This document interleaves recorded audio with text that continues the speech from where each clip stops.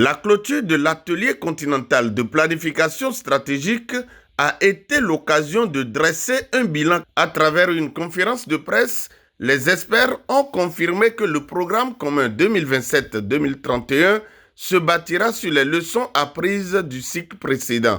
Quel enseignement tirer de ces 3 jours d'échange? On voit souvent les mutuelles comme des assureurs. Les personnes principalement du secteur informel, donc des communautés à la base aussi, n'ont pas accès aux soins et donc s'affilient aux mutuelles de santé. Et ce qu'on voit, c'est que peut-être le nombre d'adhésions, les effectifs ne sont pas tout à fait à la hauteur des attentes, mais c'est principalement pour des causes aussi exogènes, peut-être de sécurité ou bien de réduction aussi encore des moyens des ménages qui doivent être consacrés à d'autres besoins essentiels. Ça revient également à cette question des déterminants, on dit souvent les déterminants sociaux de la santé, mais il y a les déterminants commerciaux aussi de la santé. On sait qu'aujourd'hui, on veut toujours avoir les prix les plus bas pour tout ce qui est disponible, notamment tout ce qui est alimentation et nourriture. Et donc, cela crée évidemment beaucoup de dégâts aussi et mène à des maladies chroniques. Donc, je pense que ces déterminants commerciaux, également le pompage des ressources primaires, minières, etc., ce sont des déterminants commerciaux de la santé. J'ai senti au cours de ces 3 jours vraiment de la chaleur et de l'énergie positive et un engagement individuel et collectif des hommes et des femmes à bâtir une vie meilleure, oui, à travailler pour offrir des services de qualité à leurs cibles. J'ai retenu également la méthodologie, oui. Ça, je pense que c'est mon coup de cœur au cours de ces 3 jours. Une méthodologie qui tranche avec ce qu'on a l'habitude de voir. On met les organisations ensemble, les acteurs mutualistes se mettent ensemble pour réfléchir, les syndicats se mettent ensemble pour réfléchir, ou des pays se mettent ensemble pour réfléchir sur des thématiques. C'est des outils que nous allons utiliser à parfaire, à utiliser dans le cadre du peaufinement de l'élaboration de ce programme pour les 5 prochaines années. Au-delà du fait que nous allons diversifier les sources de financement, nous avons jugé utile quand même de renforcer les capacités des acteurs que nous sommes, mais aussi de nos groupes cibles, de manière à ce que ces groupes cibles puissent se prendre en charge à travers des projets de développement de modèles économiques autosuffisants. Dans cette perspective, nous avons noté également qu'il faut mettre en place désormais des programmes dont la dépendance des groupes cibles soit dans un délai raisonnable. Lorsque, sur des listes de présence par exemple, nous voyons la mention homme, femme ou des mentions qui rapportent aux critères d'âge, moins de 35 ans ou plus de 35 ans, ça montre déjà comment dans le programme on prend en compte les notions de genre et les notions de jeunesse. On ne s'attend pas exclusivement à avoir des hommes, on s'attend à avoir aussi des femmes et on s'attend également à avoir des jeunes. Les enseignements majeurs pointent vers une nécessité d'harmonisation accrue des actions entre les organisations mutualistes. Les grandes lignes qui ont été définies à travers les thématiques, à travers les voies de changement, les acteurs, les actions, seront utilisées au niveau de chaque pays. Les pays, nous les avons cités depuis le lundi dernier. Il s'agit du Bénin, du Burkina Faso, de la Côte d'Ivoire, de la Guinée, du Mali, de la Mauritanie, du Niger, du Sénégal et du Togo. Et dans la plupart de ces différents pays, nous disposons des réseaux que nous appelons les réseaux multi-acteurs de protection sociale, INSPIRE, qui réunissent la plupart des acteurs intervenant dans ces pays dans le domaine de la protection sociale. Donc ces acteurs vont se retrouver au sein d'INSPIRE pour faire le même exercice que nous avons eu à faire ici. En clair, c'est un processus qui va se poursuivre et d'ici, comme les réseaux nationaux viennent de le décider, d'ici le premier trimestre 2026, les réseaux nationaux auront défini leur programme, ainsi que les partenaires nationaux. Et vers le mois de juin 2026, le programme sera totalement construit et transmis au gouvernement belge qui apporte sa contribution au financement de ce programme. Les grandes questions qui ont été mises sur la table, c'était de voir avec qui nous voulons travailler, comment nous voulons travailler. Et nous avions identifié des thématiques qui sont déjà des fils conducteurs au niveau international, au niveau continental, mais également avec des appels à l'action au niveau national. Et ça, ce fil conducteur-là nous permet déjà de dessiner ce que nous avons envie de faire avec l'utilisation respectueuse des ressources que nous avons en face de nous pour une vraie politique et de vraies stratégies. Donc la première de ces lignes, elle vise à renforcer la place de la société civile dans le dialogue avec l'État et des entreprises, le secteur privé, afin d'être associés à l'élaboration des politiques. Il y a un deuxième aspect dans cette protection sociale adaptative, c'est la transition juste, c'est-à-dire la dimension socialement juste des politiques de réponse aux luttes, des politiques en lutte contre le changement climatique. Donc il faut que évidemment ces politiques de protection de l'environnement se mettent en place, mais pas au détriment des travailleurs et des travailleuses dans les secteurs qui sont impactés et par le changement climatique et par les politiques.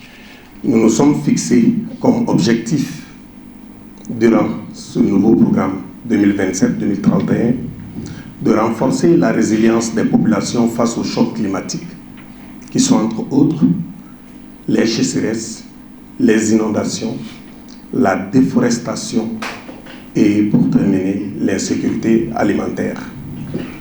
Nous sommes convaincus que la protection sociale devient un levier pour la transition écologique juste.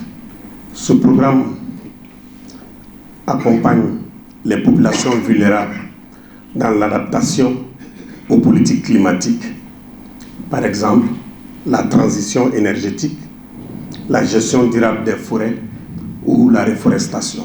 Durant ces 3 jours que nous avons passés ensemble, nous avons la capacité à construire et développer une expertise thématique, d'où il est important, à travers les formations, qu'on fait également les échanges entre pairs. La deuxième capacité, ce serait la capacité de faire un plaidoyer fondé sur des preuves, parce qu'aujourd'hui, il est pour influencer durablement justement les politiques publiques.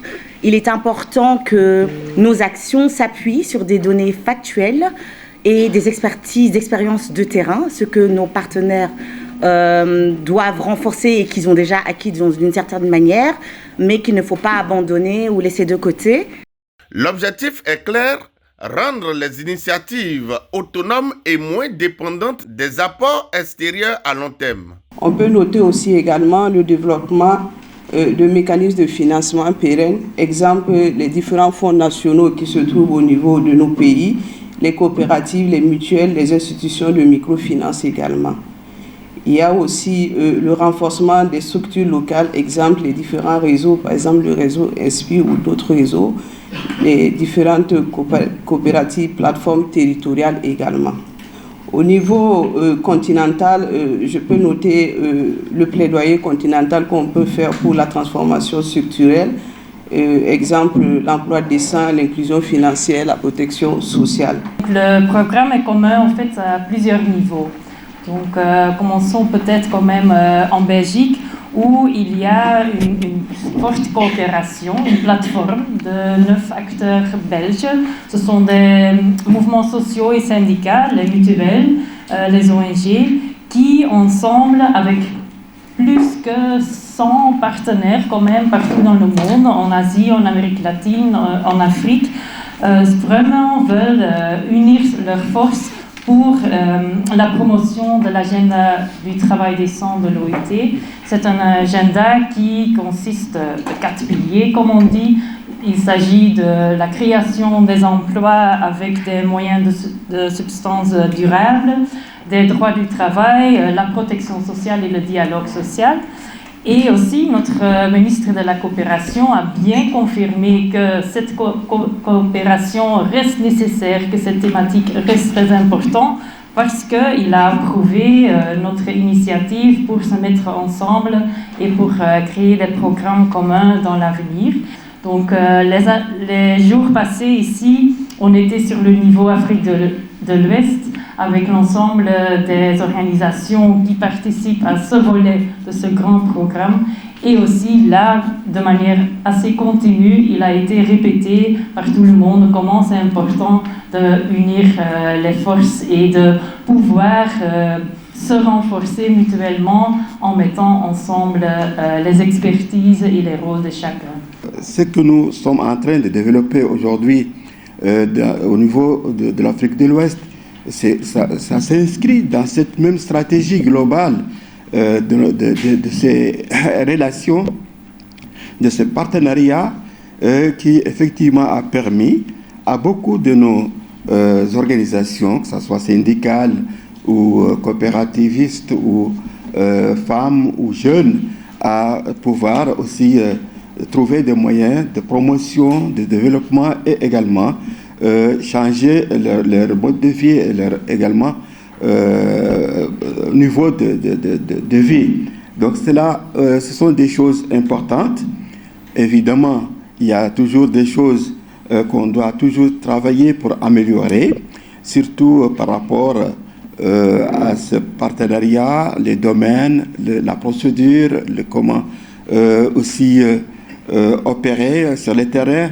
Nous avons pu constater qu'il y a une différence entre la planification antérieure et ce que nous avons fait aujourd'hui.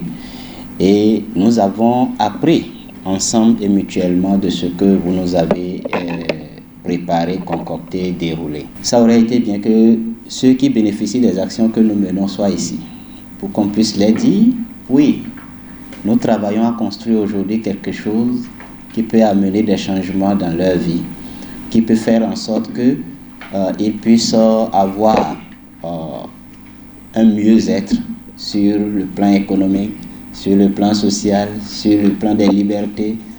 Mais ils ne sont pas là. Cependant, comme c'est avec la presse nous sommes, je tiens à leur dire que mieux que par le passé, nous allons poursuivre le processus de planification de ce programme avec eux. Parce que c'est pour eux que nous travaillons. Tout ce que nous sommes en train de dire ici, bon, nous sommes peut-être des bénéficiaires à des endroits donnés.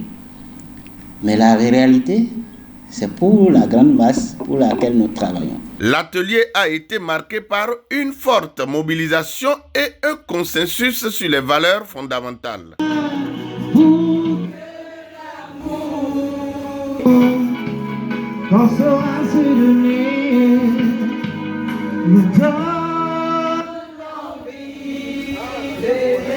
Yeah.